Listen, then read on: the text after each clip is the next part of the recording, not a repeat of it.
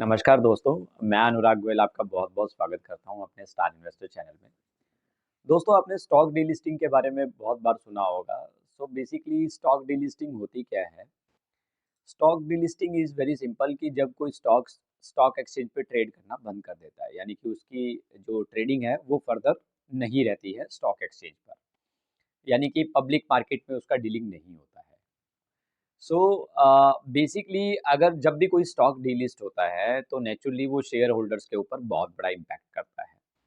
लेकिन उसमें आपको पैनिक होने की ज़रूरत नहीं है बिकॉज़ वो स्टॉक डीलिस्ट हुआ है तो बट अभी कंपनी जो है वो एग्ज़िस्ट कर रही है। अगर स्टॉक डीलिस्ट हुआ है तो अ, आपको घबराने की बिल्कुल भी ज़रूरत नहीं है क्योंकि स्टिल अगर आपके पास उस कंपनी के शेयर्स हैं, तो आप अभी भी उस कंपनी के शेयर होल्डर हैं। सो स्टॉक डीलिस्टिंग किन रीजंस के साथ होती है? सो बेसिकली स्पेसिफाई करना चाहूँगा, सबसे पहले तो दो मेन रीजंस होते हैं स्टॉक डीलिस्टिंग के। पहला रीजन वॉलंटरी और दूसरा रीजन होता है इनवॉलंटरी रीजन स्टॉक डीलिस्टिंग का। So what is voluntary delisting?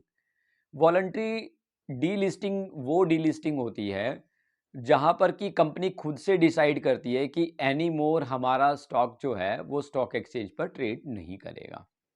बहुत सारे रीज़न हो सकते हैं उसके कि कंपनी ने ऐसा डिसीजन क्यों लिया। मे बी हो सकता है कि कंपनी किसी दूसरी कंपनी के साथ मर्जर कर रही हो, ये भी एक रीज़न हो सकता है। बहुत सारे रीजंस होते हैं उसके।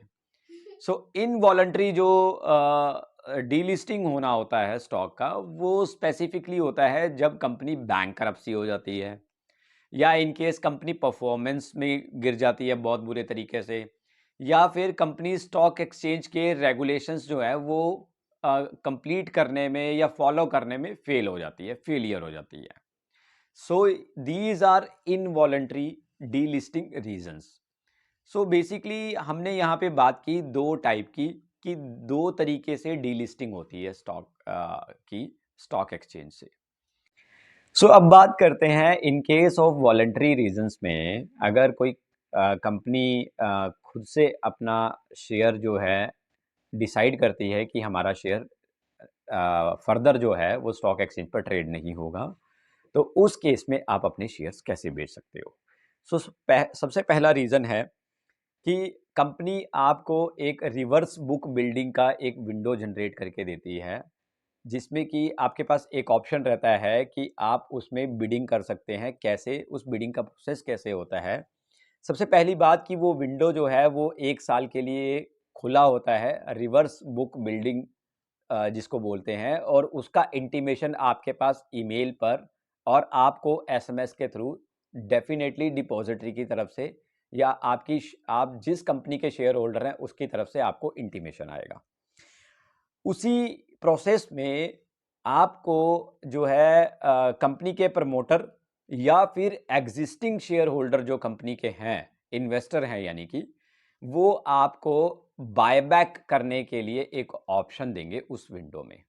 तो अगर आप उसमें बायबैक में पार्टिसिपेट करते हैं, आप उसमें बिडिंग करते हैं, तो कंपनी के प्रमोटर या एग्जिस्टिंग शेयर होल्डर जो हैं, वो आपके बायबैक की बिड को जो है एक्सेप्ट कर लेते हैं, यानी कि आप अपने शेयर उस तरीके से सेल कर पाएंगे उस प्रोसेस में। इस प्रोसेस को बोलते हैं reverse book building. So basically तो इस तरीके से आप अपने शेयर्स को हल्का कर पाएंगे उस सिचुएशन में जबकि कंपनी डीलिस्ट हो गई है स्टॉक एक्सचेंज पे, यानी कि आपके पास 1 साल का समय रहेगा। सो इस 1 साल के टाइम पीरियड में आपको ध्यान रखना होगा कि कंपनी कब इस तरह का नोटिफिकेशन इशू कर रही है ताकि आप उसको मिस आउट ना करें। नेक्स्ट चलते हैं अदर ऑप्शन पे। सो सेकंड ऑप्शन है जहां पर कि आप ओवर द काउंटर भी अपने शेयर्स को सेल कर सकते हो, यानी कि कंपनी के प्रमोटर या ऑलरेडी जो एग्जिस्टिंग शेयर होल्डर हैं वहां से आपको कोई भी हेल्प नहीं मिल रहा है, लेकिन मार्केट में एक ऐसा बायर है ओवर द काउंटर, यानी कि जो कि पार्टी इंटरेस्टेड है आपके शेयर को परचेज करने के लिए, राइट?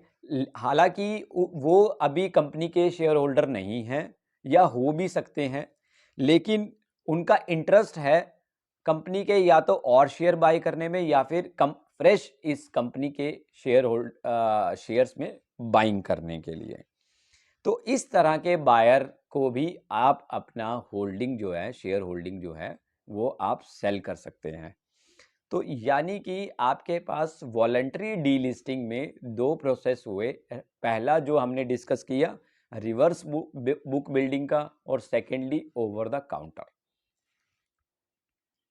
अगर किसी कंपनी की minimum limit of buyback shares जो है वो मैच नहीं करती है, तो उस स्थिति में उस कंपनी का जो डीलिस्टिंग का प्रोसेस है वो फेल हो जाता है, यानी कि कंपनी फिर से कंटिन्यू करती है अपने स्टॉक लिस्टिंग को स्टॉक एक्सचेंज के ऊपर।